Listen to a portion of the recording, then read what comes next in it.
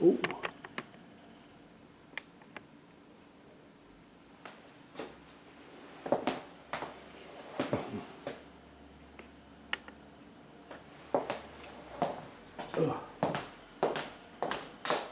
Amen, alléluia.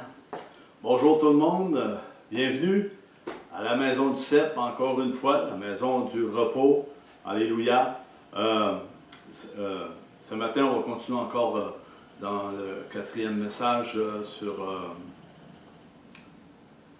l'Évangile, revenir à l'Évangile.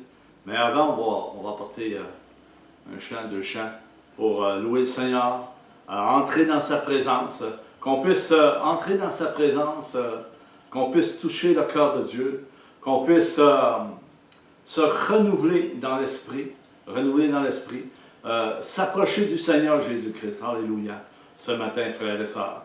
Et qu'on puisse être vigilant, qu'on puisse retenir ce que le Saint-Esprit veut nous communiquer dans ces temps de bouleversement que toute la planète vit présentement.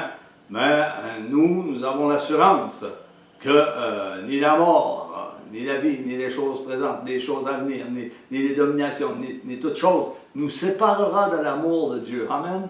Alléluia. De l'amour de Jésus. Alors, on va commencer avec les chants. Et par la suite, je ne sais pas si on me voit bien, j'ai mis je me suis assis. Alléluia. Je louerai l'Éternel, qu'on puisse le louer de tout notre cœur, de toute notre pensée, de toute notre force, de toute notre âme. Alléluia. Qu'il soit le sujet de nos louanges ce matin. Alléluia. Je louerai l'Éternel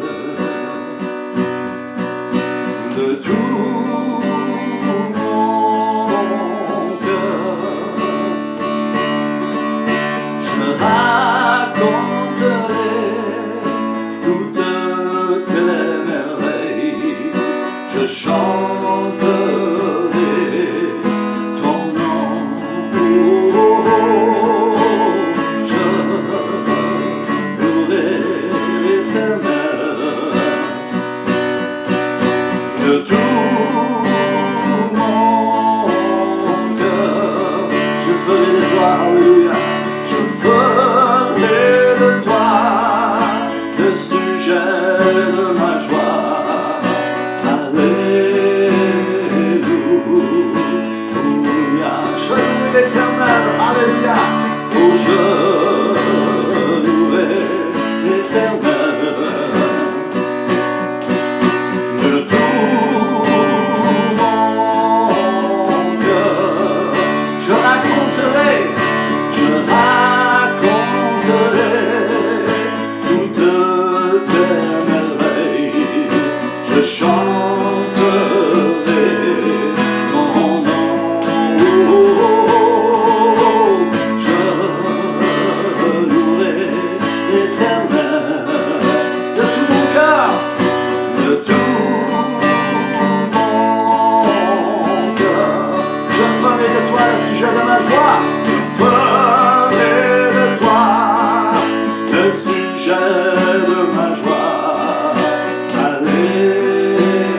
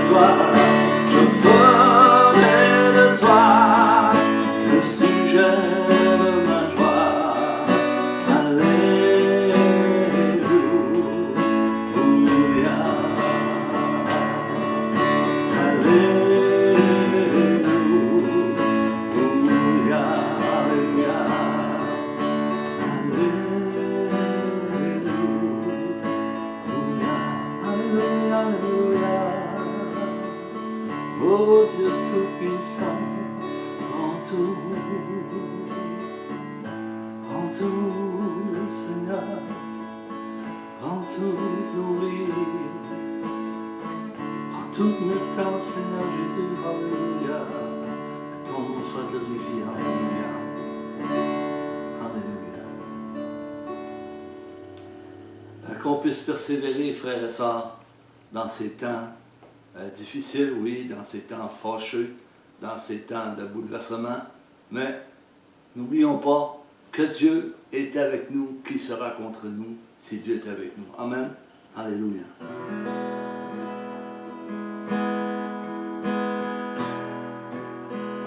Si Dieu a mis un rêve dans ton cœur,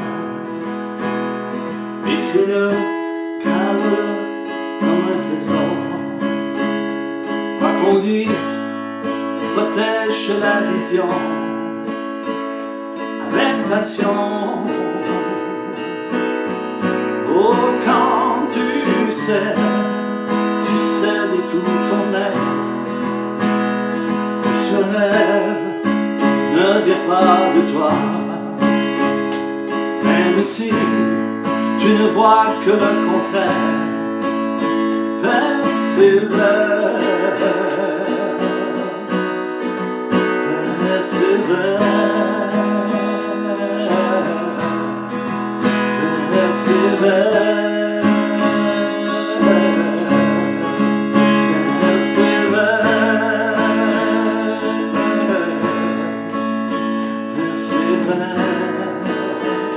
Sa parole, elle s'accomplira. Si Dieu a mis, alléluia, si Dieu, alléluia, si Dieu a mis un rêve dans ton cœur, oui, alléluia. Si dans ton cœur, elle est cette promesse, quand vient le doute, lève-toi et confesse que Dieu est vrai et que sa parole demeure éternelle. Car ce qu'il croit, même en fer, ma soeur, n'est jamais vain, toujours fidèle de son chemin certain.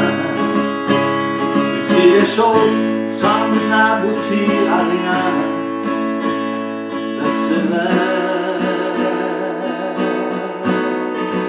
quand il dit, la chose arrive, quand il ordonne, elle existe, son regard est sur ceux qui lui appartiennent.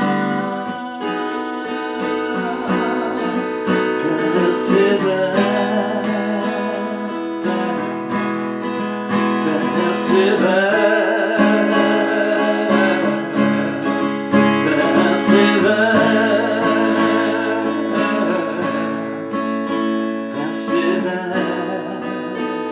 Sa parole, elle s'accomplira.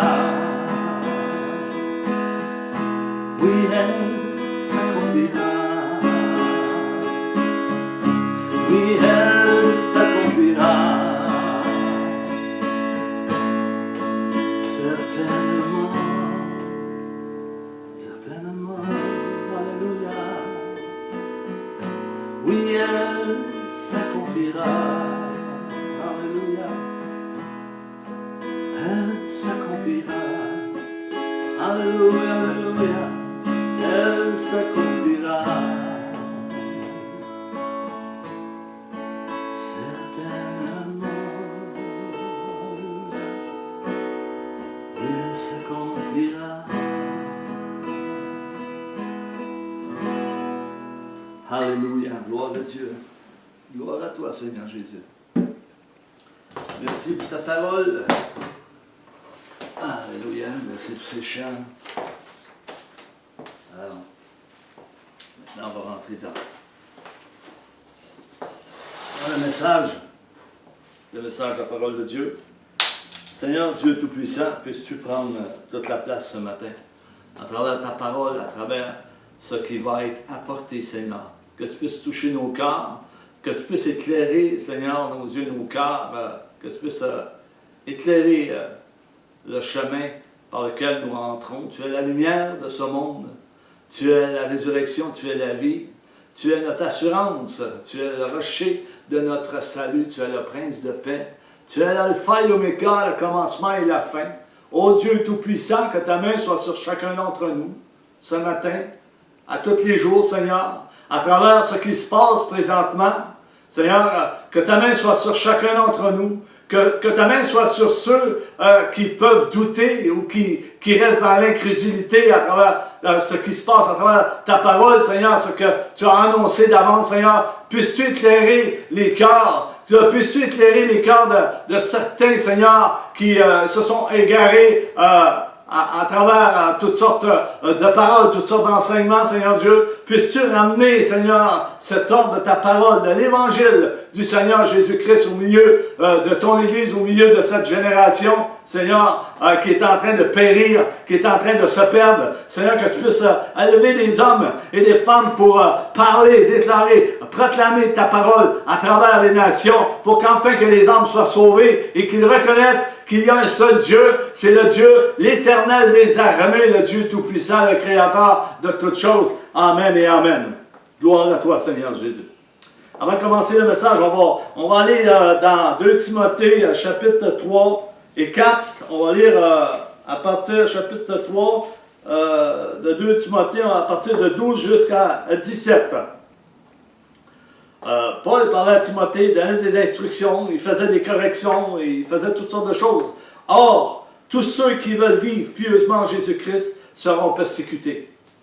Mais les hommes méchants et imposteurs avanceront toujours plus dans le mal, égarant les autres et égarés eux-mêmes.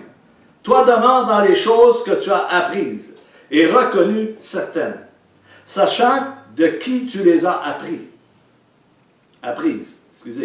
Dès ton enfance, tu connais les saintes lettres qui peuvent te rendre sage à salut par la foi en Jésus-Christ.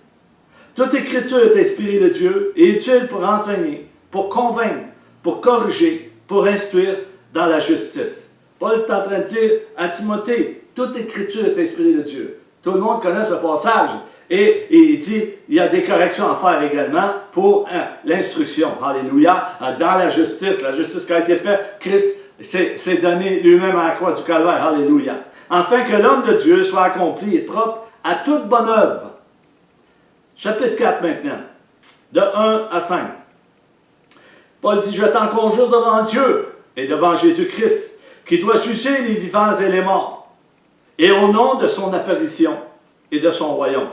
Prêche la parole, insiste en toute occasion, favorable ou non, reprend, censure, exhorte, avec toute douceur et en instruisant, car il viendra un temps où les hommes ne supporteront plus la sainte doctrine, mais ayant la démangeaison d'entendre des choses agréables, ils se donneront une foule de docteurs selon leurs propres désirs. Détourneront l'oreille de la vérité et se tourneront vers des fables. Mais toi, sois sobre en toutes choses, supporte les souffrances, fais l'œuvre d'un évangéliste, remplis bien ton ministère. Alléluia. Alléluia. Paul a fait de nombreuses corrections. Les apôtres ont fait de nombreuses corrections. Ils ont instruit, ils ont pris l'enseignement du Seigneur Jésus parce que Jésus les a instruits, les a enseignés, les a formés. Et on doit s'appuyer sur ce fondement.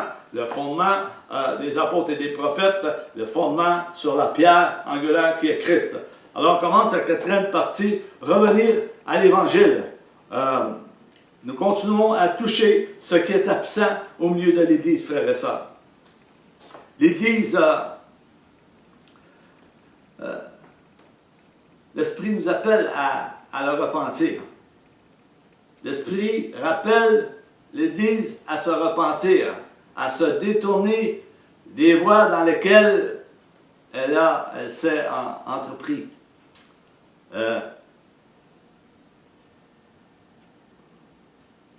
Il y a des choses difficiles à expliquer, des choses dures à dire. Vous savez, tout le monde, je suis conscient que ce message, ce n'est pas tout le monde qui va le recevoir. Mais le Seigneur nous le donne pour qu'on puisse réfléchir et qu'on puisse recevoir ce que l'Esprit de Dieu veut nous dire. Alors ouvrez vos cœurs ce matin. Ne regardez pas à l'homme, regardez à les Écritures, regardez à ce que l'Esprit de Dieu dit à travers sa parole. Amen. Nous devons garder l'Évangile et l'enseignement de Jésus. Jésus dit aux ouvriers trompeurs, repentez-vous afin d'être gardés dans les mauvais jours. Parce qu'il y a des mauvais jours qui viennent. Il y a des jours mauvais qui viennent, frères et sœurs. Et on ne peut pas se cacher de ça. On le voit à travers l'humanité. Voici ce que nous dit l'apôtre Jean, chapitre 2, verset 15. N'aimez point le monde, ni les choses qui sont dans le monde. Si quelqu'un aime le monde, l'amour du Père n'est pas en lui. La convoitise du monde, c'est le diable, qui offre toutes sortes de choses. La pensée charnelle du monde du péché.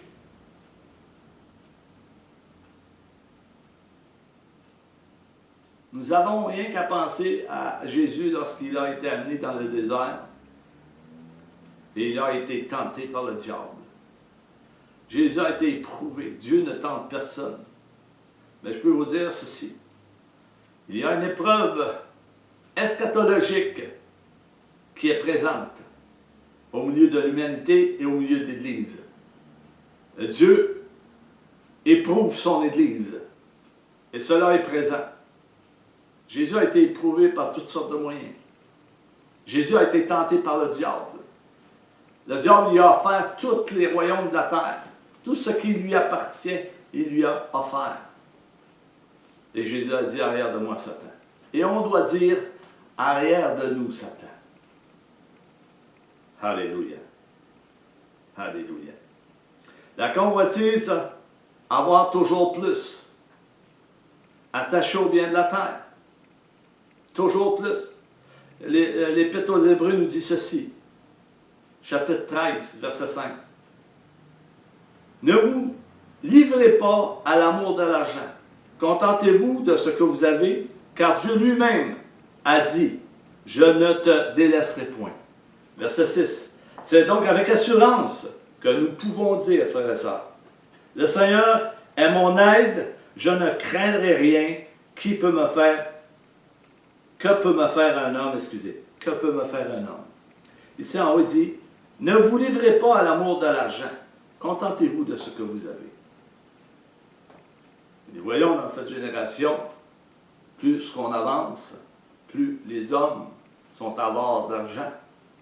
Moi, je travaille à sa construction, puis il y en a qui travaillent 7 jours par semaine pour pouvoir s'acheter des choses, pour pouvoir payer leurs choses, la convoitise de ce monde et toutes ces choses. Ils n'ont plus le temps avec leur famille, ils n'ont plus le temps avec leurs enfants, ils n'ont plus le temps avec leurs femmes. C'est pour ça qu'il y a tant de divorces également. Écoutez bien ce que dit la parole dans l'Apocalypse 3, 17. Ça nous dit quoi, frères et sœurs? Qu'est-ce que l'Esprit est en train de nous dire? Parce que tu dis, je suis riche, je me suis enrichi, et je n'ai besoin de rien. Et parce que tu ne sais pas que tu es malheureux, misérable, pauvre, aveugle et nu. Le Seigneur a dit, je te conseille d'acheter de moi de l'or éprouvé par le feu et un collier pour oindre de tes yeux, pour qu'enfin que tu vois ce que je suis en train de faire, ce que je suis en train d'accomplir, ce que j'ai donné à mon Église. Encore une fois, pasteur, cette page n'est plus bonne. On peut jeter ces pages. On peut jeter cette page n'est pas bonne parce qu'elle n'est pas appliquée dans l'Église, elle n'est pas dite dans l'Église. C'est des choses qui sont absentes au milieu de nous dans l'Église. Alors, on jette la page. C'est triste de voir toutes ces choses qui se passent au milieu de l'Église. Nous touchons encore une fois à ce qui est absent, comme enseignement au milieu de l'Église et comme correction. La grâce nous permet tout. C'est ça que dit la parole de Dieu. Certains pasteurs, vous avez laissé entrer le monde dans l'Église, sans correction, sans rien dire. Vous avez laissé aller ces choses, et ces choses ont pris de plus en plus d'ampleur. Le péché prend de plus en plus de place, et on dit que nous vivons sous la grâce. Mais la grâce ne nous permet pas tout. Venez avec moi dans l'Épître au 1 Corinthiens 12, 28, 29. Paul répétait. On voit des versets parallèles à d'autres versets parallèles, d'autres épîtres semblables qui se répètent. Paul répétait, Jésus répétait, les apôtres répétaient, les prophètes répétaient. Est-ce qu'il y en a qui écoutaient? Oui, il y en a qui écoutaient, mais très peu écoutaient et mettaient en pratique l'Évangile, la parole de Dieu. Corinthiens 12, 28, 29. Et Dieu a établi dans l'Église, premièrement, des apôtres. Répète. Depuis la première partie jusqu'à la quatrième partie, ces versets parallèles viennent constamment. Dieu répète. Premièrement, des apôtres, secondement, des prophètes, troisièmement, des docteurs, ensuite, ceux qui ont le don des miracles, puis ceux qui ont les dons de guérison, de secourir, de gouverner, de parler diverses langues. Où sont passés ces dons? Où sont passés ces dons? Parce que ces dons existaient, frères et sœurs. Cela fait partie de l'armée de Dieu. Ces fonctions, ces 5 fonctions, et ces dons font partie de l'armée de Dieu. Imaginez-vous si on a l'armée canadienne ou l'armée américaine. Les soldats sont là et disent, où est-ce qu'il est le capitaine? Où est-ce qu'il est le général? Où est-ce qu'il est l'adjudant? Où est-ce qu'il est le sergent? Où est-ce qu'il est le caporal? Il n'y a plus personne, puis on s'en va à la guerre. Mais le gouvernement céleste, c'est la même chose, frères et sœurs. La parole est claire que Dieu a mis au milieu de l'Église. La tête, c'est Christ. Les apôtres, les prophètes et d'autres suivent. Pourquoi? Pour le perfectionnement des saints. Et ça, je pense qu'on l'a oublié. Pour former des disciples, pour former les saints, pour qu'ils soient capables de soutenir tout ce qui va venir, devenir inébranlable. Alléluia. Où sont passés ces dons, frères et sœurs? Parce que ces dons existaient. L'apôtre Paul va dire ceci. Tous sont-ils capitaines? Tous sont-ils généraux? Tous sont-ils adjudants, sergents, caporal? Non. Tous sont-ils prophètes, apôtres, docteurs? Tous ont-ils le don des miracles? Non. C'est des fonctions principales que Dieu a établies au milieu de son Église, de son armée, pour former, pour bâtir, pour grandir. Cela non plus n'existe plus. Beaucoup de pasteurs vont vous dire oui, mais ils n'osent pas bouger le moindre petit doigt pour l'affirmer. Ils vont dire oui, ça existe, mais ils ne l'affirment pas. Ils ne sont pas fermes dans ce qu'ils disent. Puis ils ne le mettent pas en pratique. Ils ne les établissent pas, autrement dit. C'est pas étonnant, puisque les pharisiens, ils faisaient la même chose du temps de Jésus. Ils mettaient des fardeaux pesants sur les épaules des hommes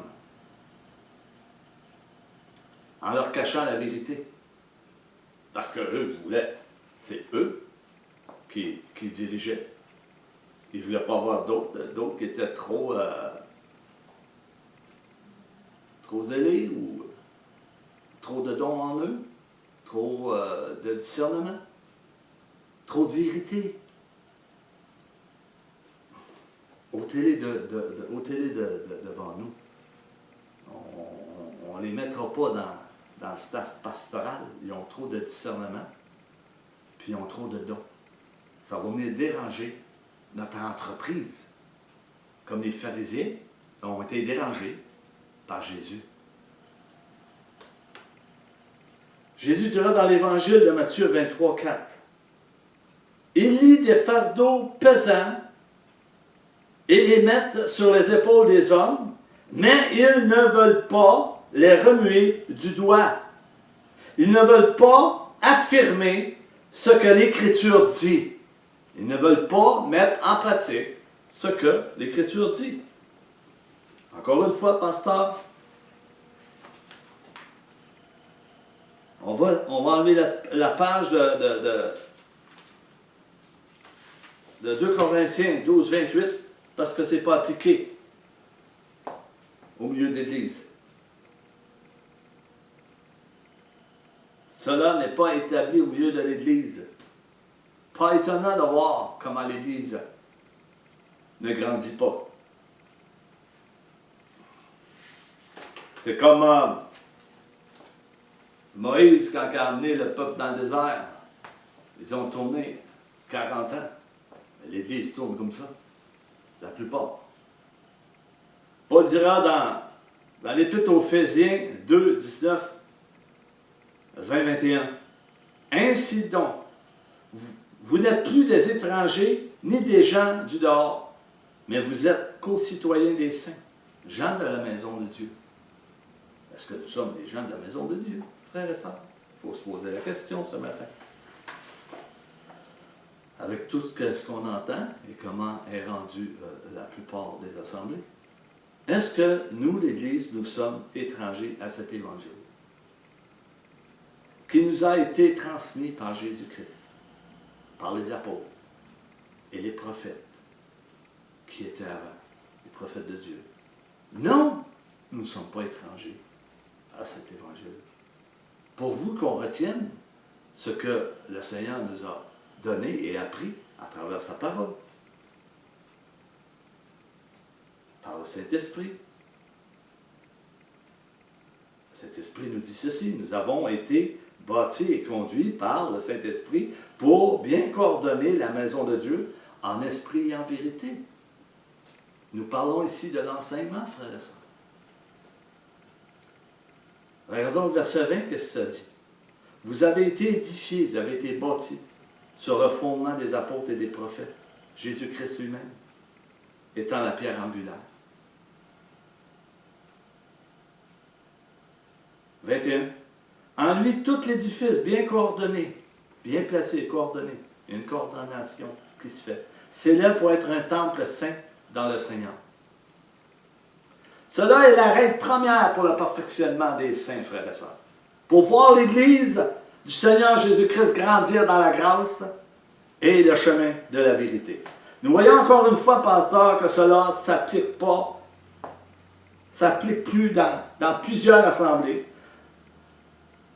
Ce n'est que du contrôle, de la manipulation, de l'orgueil, de la séduction, de la jalousie. On enlève cette page encore une fois, qui n'est pas appliquée, pas pratiquée, pas affermie au milieu de l'Église.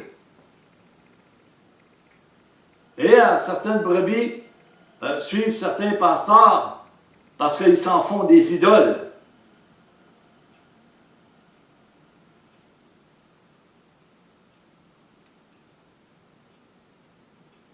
Rappelez-vous de ceci, frères et sœurs. Qu'on puisse se rappeler de ceci, frères et sœurs. Nous étions morts avant et nous marchions selon le train de ce monde. Plusieurs en sont retournés. Même ce passage, certains pasteurs l'ont oublié. Repentez-vous, pasteur.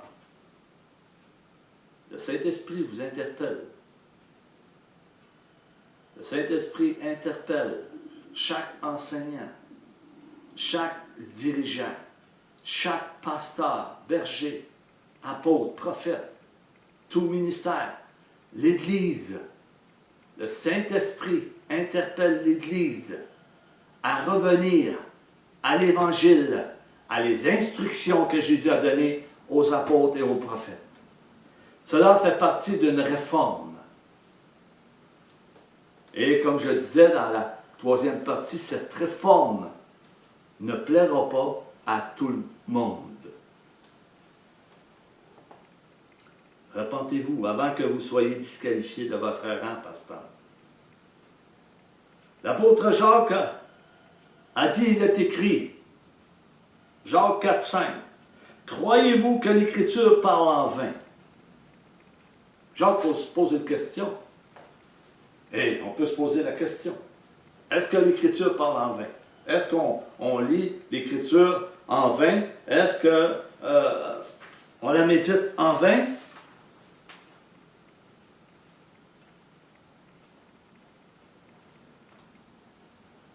Croyez-vous que l'Écriture parle en vain? C'est avec jalousie que Dieu chérit l'Esprit qui a fait habiter en vous. Oh. Alléluia. Et vous, brebis, vous avez écouté ces pasteurs, ces apôtres, ces prophètes, évangélistes, docteurs, les ministères qui ont prêché pour un gain honteux. Repentons-nous d'avoir écouté certains dirigeants et pasteurs, et que ces dirigeants et pasteurs, Dieu est miséricordieux, qu'ils puissent se repentir également, dans toute humilité, dans la douceur. Voici un exemple qui nous est montré dans la parole de Dieu touchant certains bergers qui étaient dans l'Ancien Testament. Ceci est un exemple que Paul, que les actes des apôtres nous montrent pour notre instruction. Toute écriture est inspirée de Dieu pour instruire, corriger, avec toute douceur. Ézéchiel 34. Vous savez, le prophète Ézéchiel, j'en ai parlé d'une prophétie, Dieu revient constamment avec ça. Vous savez, le prophète Ézéchiel avait une belle voix et tous voulaient l'entendre. C'était un homme de Dieu que Dieu se servait pour, non seulement pour faire de la musique et chanter et louer son Dieu, mais il l'avait choisi pour apporter des oracles, des paroles prophétiques au peuple de Dieu. Mais le peuple de Dieu, aussitôt que le prophète Ézéchiel prononçait une parole prophétique, il ne voulait pas l'entendre. Il dit, non, non, Ézéchiel, tais-toi, on ne va pas entendre qu'est-ce que Dieu te dit à travers toi. On ne veut pas entendre. Il se moquait d'Ézéchiel. Ézéchiel était vraiment accablé de ça, il était attristé de ça. Lui, cet homme de Dieu, obéissait au Seigneur, mais le peuple, il se moquait, puis il ne voulait pas entendre la parole prophétique. Ça devrait parler à quelques-uns dans ces temps que nous vivons. Ça devrait parler, interpeller quelques-uns en ces temps que nous vivons, frères et sœurs. Alors, Ézéchiel 34, 1 à 10. La parole de l'Éternel me fait adresser en ces mots. Et cette parole s'adresse à certains pasteurs qui n'obéissent pas à l'Évangile du Seigneur Jésus-Christ. Fils de l'homme, prophétise contre les pasteurs d'Israël. Prophétise et dis-leur aux pasteurs. Ainsi parle le Seigneur l'Éternel. Malheur aux pasteurs. Dieu interpelle les pasteurs d'Israël qui se paissent eux-mêmes. Les pasteurs ne devraient-ils pas paître le troupeau au lieu de se paître eux-mêmes? 3. Vous avez mangé la graisse, vous êtes vêtus avec la laine des brebis, vous avez tué ce qui était gras, vous n'avez point fait paître les brebis. Cette parole parle de certains prophètes et pasteurs, apôtres, bergers, qui ont dépouillé le troupeau de Dieu pour en tirer un gain personnel. Vous ne les avez pas nourris et vous ne les avez pas conduits dans la justice. Leur attitude montre le contraire, qui est tout à fait différent avec celle du Seigneur Jésus-Christ. Dans Jean, chapitre 10, 1, Jésus dira ceci. En vérité, je vous le dis, celui qui n'entre pas par la porte dans la bergerie, mais qui y monte par ailleurs, est un voleur et un brigand. Par quelle porte voulez-vous entrer? Frères et sœurs, bien-aimés, pasteurs, par quelle porte voulez-vous entrer? Par la porte de la justice ou par la porte de l'iniquité? C'est à méditer et à réfléchir dans ces temps de la fin, parce qu'il y a une fin qui vient. Verset 4. Vous n'avez pas fortifié celle qui était faible, guéri celle qui était malade, pensé celle qui était blessée. Vous n'avez pas ramené celle qui s'égarait, cherché celle qui était perdue, mais vous les avez dominées avec violence et avec dureté. 5. Elles se sont dispersées parce qu'elles n'avaient point de pasteur. Elles sont devenues la proie de toutes les bêtes des champs. Elles se sont dispersées. Verset 6. Mon troupeau est errant sur toutes les montagnes et sur toutes les collines élevées. Mon troupeau est dispersé sur toute la surface du pays. Nul n'en prend souci, nul ne le cherche. C'est pourquoi, pasteur, écoutez la parole de l'Éternel. Je suis vivant, dit le Seigneur l'Éternel, parce que mes brebis sont au pillage et qu'elles sont devenues la proie de toutes les bêtes des champs, faute de pasteurs, parce que mes pasteurs ne prenaient aucun souci de mes brebis, qu'ils se paisaient eux-mêmes et ne faisaient point paître mes brebis. 9. À cause de cela, berger, pasteur, écoutez la parole de l'Éternel. Écoutez la parole de l'Éternel. Ici, il y a un exemple qui nous est montré par le prophète Jérémie et le roi Sédécias. Ici, ce n'était pas une menace dans le vide. Ce n'était pas une menace. C'était un avertissement du Seigneur. Et le Seigneur avertit en ce moment l'Église, il nous avertit, nous les serviteurs de Dieu, de faire attention, d'apporter l'Évangile.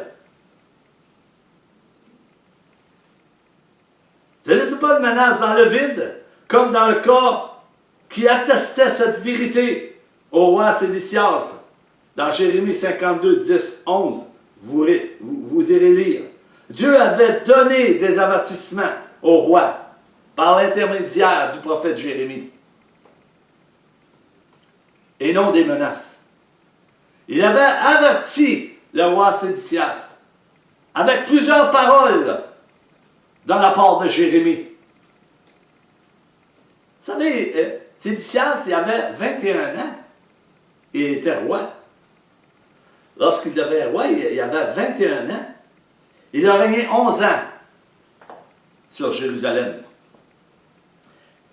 Un jour, il y a eu une sentence qui a été faite,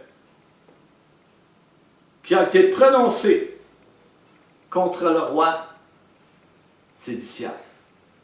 Et frères et sœurs, pasteurs, apôtres, prophètes, tout le ministère, l'Église, il y a une sentence qui va se faire bientôt. Il y a une sentence de Dieu qui va se faire. Il y a un jugement qui va se faire. Le jugement commence par la maison de Dieu. Dieu veut purifier son Église. Mais il y a d'autres jugements par la suite. Le grand trône blanc. Le jugement final. Et c'est très sérieux.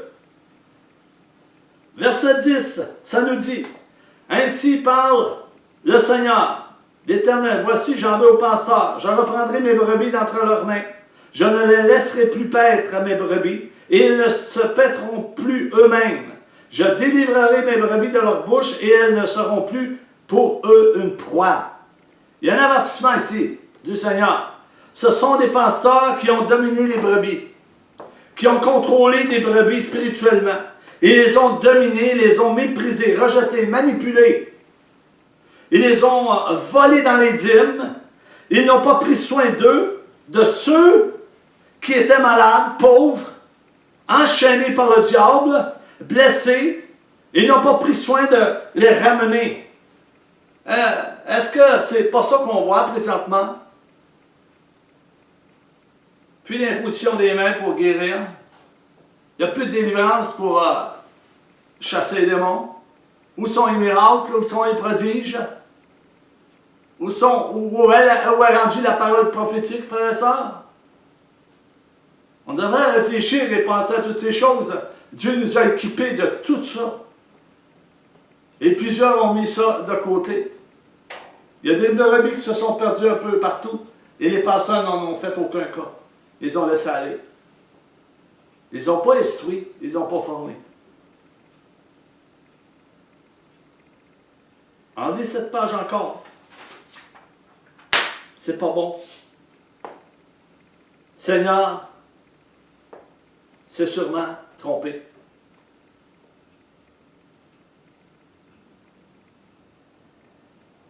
Le Seigneur n'a sûrement pas parlé au prophète Ézéchiel, ni à Jésus, ni aux apôtres, ni à Paul, apôtre des païens. Ceci est des reproches de l'Éternel, frères et sœurs, qui sont faits contre certains pasteurs et bergers de ce siècle, infidèles dans leur conduite et enseignement. Je ne parle pas de perte de salut, ici. Non. Le Seigneur parle de l'infidélité à son endroit. Le roi Sédécias a fait des choses qui étaient mal aux yeux de l'Éternel, et la colère de l'Éternel arriva. Et il y a des pasteurs, certains pasteurs dans cette génération, et d'autres générations, qui ont fait du mal, qui n'ont pas obéi à ce que le Seigneur leur demandait de faire.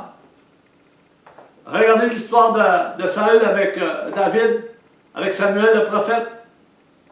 Dieu avait demandé à Saül de tuer tous les animaux, toutes les personnes, de ne rien garder. Et Saül n'a pas obéi. Il a gardé ce qui était bon pour lui. Et sa royauté a été enlevée. Et si vous n'obéissez pas, pasteur berger, vous serez disqualifié de votre rang, de votre ministère.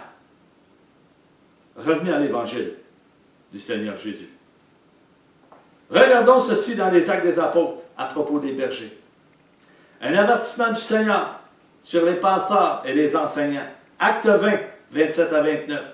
Car je vous ai annoncé tout le conseil de Dieu sans en rien cacher. Sans rien cacher. Paul dit, j'ai rien caché. Je vous ai annoncé tout le conseil de Dieu. 28. Prenez donc garde à vous-même et à tout le troupeau sur lequel le Saint-Esprit vous a établi évêque et non révérend, pour paître l'Église du Seigneur, qui s'est acquise pour son propre sang, par son propre sang, excusez. 29. Je sais qu'il s'introduira parmi vous, après mon départ, des loups cruels qui n'épargneront pas le troupeau de Dieu. Des loups cruels qui tordent la parole de Dieu, qui n'apportent pas la vraie évangile de Dieu, ça c'est des loups. Alléluia. Un avertissement de l'apôtre Paul à l'Église et à ceux qui dirigent l'Église. Paul a annoncé au peuple et à l'Église tout le conseil de Dieu. Il n'a rien caché, Paul. C'est comme le prophète Ézéchiel. Il a tout annoncé, de peur que son sang retombe sur sa tête. Et Paul a répété la même chose, de peur que son sang retombe sur sa tête. C'est pourquoi il déclare qu'il est pur du sang de tous qui ont entendu le message de l'Évangile, la parole de Dieu dans les actes des apôtres. Alléluia. Cette parole, frères et sœurs, n'est pas bienvenue. Parole d'Ézéchiel, parole de Paul. Nous pouvons jeter cette page également.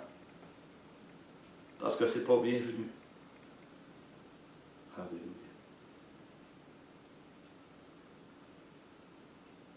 Cela a été donné comme exemple pour nous, frères et sœurs. Pour vous, pasteurs de cette génération. Alléluia. Nous sommes toujours sur ce sujet, revenir à l'Évangile. Et toucher ce qui est absent au milieu de l'Église du Seigneur Jésus-Christ. Alléluia. Alléluia. Alléluia. Jesus. Glory.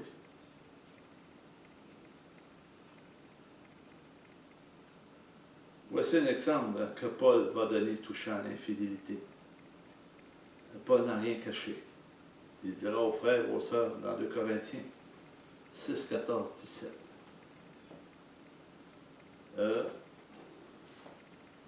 Frères et sœurs, je dois arrêter. Je ne me sens pas très bien. Je vais arrêter.